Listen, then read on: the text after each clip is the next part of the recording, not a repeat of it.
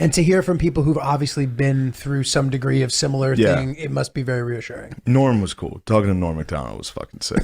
I was so excited about that. Especially just him. It was exactly what you'd think it'd be. It was literally just, I was walking around in my backyard, him just mumbling for an hour and a half, just like, there's yeah, it was great. Norm used to do a lot of jokes about that, going back in time to kill Hitler. Yeah, but he said like he just thinks he would go back and he would be converted. He would just fall into the gaze of his dark black eyes. Dude, the fucking 420 is one of my favorite comedy clips. We came up with that on the way to the studio. It's we were just so like, good. I was like, Dude, dude, you know what I'm talking about? It's 420 on their podcast, him and Norm's podcast. we were And Norm's like, look, he's like 420, and he's like, you're saying it's about smoking weed. He goes to the Wikipedia and he's like, oh, look at it. It was a statesman from Austria. Yeah, I remember. And he starts reading about it. And then he's like, he did Odd this, looking duck. Odd looking duck, but he has black eyes. Yeah. And then he goes, oh, hold the fort. Hated Jews. Yeah, it's unbelievable. How was it? All right, you cracked the Norm thing. I'm not. How was it?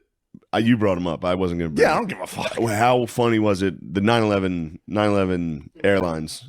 Oh my god, How'd you sit through this? How do you do this? 9/11 Airlines. He's like, I was drudging through blood and bones in Manhattan to find my brother. It turns out he was in Northern Canada. 9/11 Airlines reminds me of that tragedy. You know what the number one worst airline was? 9/11 Airlines. It reminds me of that tragedy. Dude. Is that when we just started, when we looked you at and each other Swartzen. and just started Yeah, laughing? everyone was just like, what the fuck? I remember like when in my hardcore like atheism days, I would be like, I would never. They always talk about people like deathbed confessions. Oh, like, you're going to be begging. dude, You're going to be begging. crying like a bitch. Yeah. It's like my favorite Norm. Just being a coward at death. Like death coming to me and be like, no, take my grandson instead. Not me. Dude. My girlfriend called me crying 2 days ago.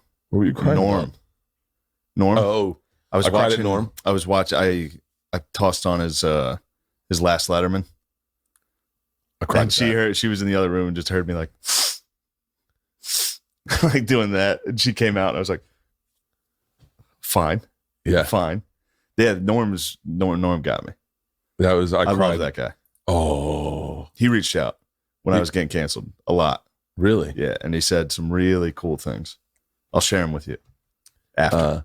So He's the best. All right.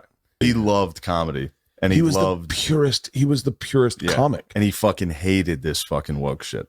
Yeah. He hated it. So it's seeing all these people like tweet about him, like, "Oh, I loved Norm" and all this. Like, just know he fucking despised what you do.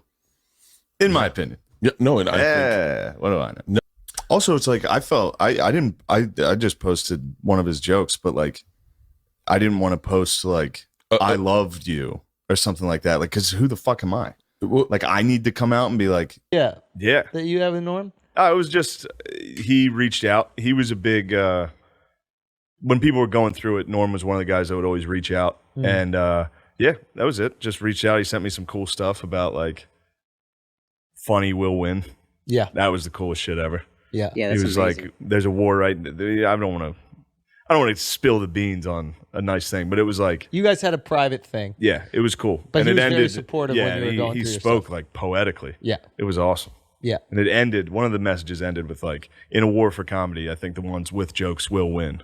I was just like, "Yo, Yeah. That's fire. Norm MacDonald is king." Yeah. Yeah. And he amazing. in no way has to do that.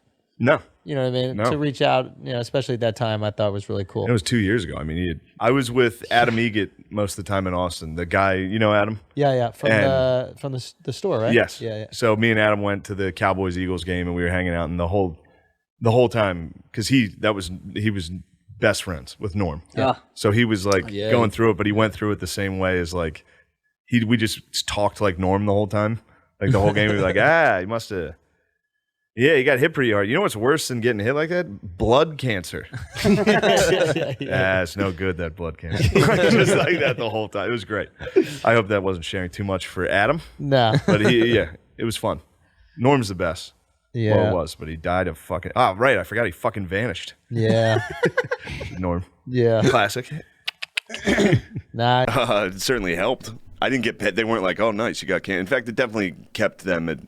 They chilled on me for like a year or two. I just got past the Oh, wow. Congrats, man. Yeah. Thanks. Was there anybody that reached out to you kind of that you were surprised by that was like trying to be supportive? Yeah, for sure. Really? There's a lot. Yeah. Wow. Yeah. A lot of people did. Norm MacDonald was a cool one. Really? Yeah, that was a cool one. I talked to him for like an hour. No. On the phone, yeah. Wow. It was crazy. Yeah, What he's did he the best. say? He's another guy that's exactly who you think he is, you know? Yeah. He was just like, I don't know. I don't want to put out the private Right. stuff, but yeah, he was awesome. All that stuff was cool. There was Yeah. cool stuff. Cool stuff happened, So but it was cool. it was very surreal. Like I'd get off, I'd be like, holy shit, that's like top 5 for me, favorite comedians of all time. I was just walking around my backyard talking to them, and then I'd come back inside to my shitty apartment with my roommates, with my 35-year-old male roommates, and I sit back down, turn the news on, and it's like, piece of shit, Shane Gillis was fired, bro. What a terrible person he is. There's one thing I want to say before I get out of here, and this is a dumb joke. You guys aren't going to like it, but it's just a Norm MacDonald joke that I loved when he hosted the ESPYs, and I'm going to do it now. Travis Hunter won the Heisman Trophy this year. He's the first defensive player since Charles Woodson to win the Heisman. Congratulations, Travis Hunter, winning the Heisman. That's something they can never take away from you, unless you kill your wife and a waiter, in which case they can take that away from you. Well, see, a lot of you don't like me, and that's okay. And there's Charles Woodson. How about that? What a season he had.